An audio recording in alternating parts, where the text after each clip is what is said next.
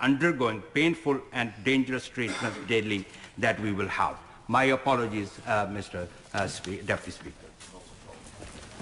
Diana Johnson. Thank you, Mr. Deputy Speaker, and can I add my congratulations to your election today as well, and pay tribute to the many excellent maiden speeches that we've had this afternoon. I want to start by thanking the people of Hull North for returning me to this House for the fourth time. The Prime Minister, of course, started the election on the basis of a strong and stable mantra and has ended it just about managing, getting by with the best help money can buy from her friends in the DUP.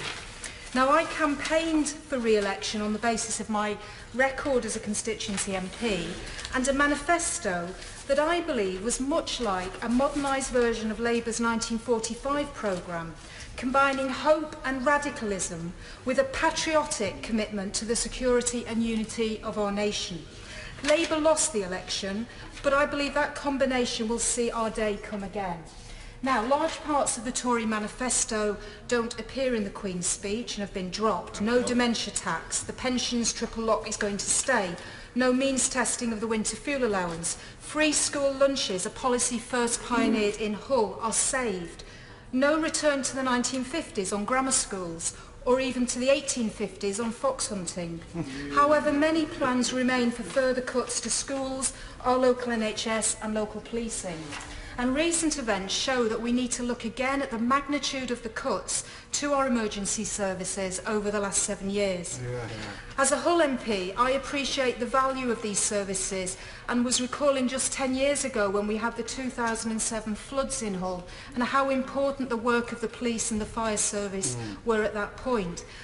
And now with Manchester Arena, London Bridge, Grenfell Tower and even in New Palace Yard, we've recently been reminded how vital these services are, and that's why tonight I will be supporting the amendment to the Queen's speech to scrap the cap on public sector pay. It now seems to be that the government are in confusion about what their actual position is on the cap, and I'm hoping that we're not going to see another omnishambles from this government in terms of the Queen's speech.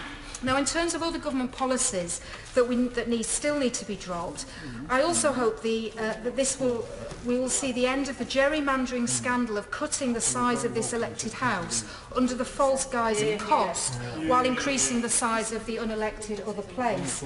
And sadly, the gracious speech did not include any reference to the WASPy women and their fight for transitional help, and those affected by the contaminated blood scandal, the worst treatment disaster in the history of the NHS. And on the day that we finally see some individuals charged for the Hillsborough disaster, and after the former member for Lee's brilliant valedictory speech in the Commons exposing the extent of criminal behaviour in the contaminated blood scandal, we wait to see whether the government will do the right thing and order an inquiry into what happened.